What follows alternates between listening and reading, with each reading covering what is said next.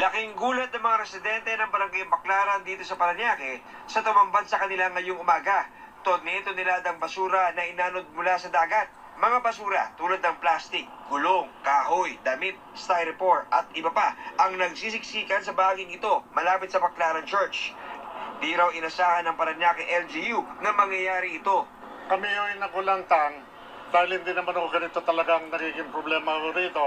Sa ngayon o kasi, panahon ng tagulan, high tide, kaya ang basura ho dito sa karagatan natin, paikot to yan, high tide this morning, pumasok na to ng basura galing sa Manila Bay ho. Ongoing din ang dredging ng MMDA sa lugar. Ngayong hapon, tulong-tulong ang mga tauhan ng Parañaque Sentro para mano-manong hakutin ang mga basura na naipon malapit sa LRT station sa Baclaran.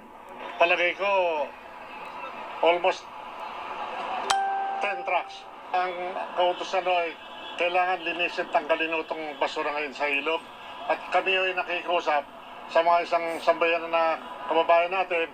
Sana naman kanya-kanya tayong responsibilidad na huwag na magtapon ng basura sa ilog, sa katubigan, sa mga kanal.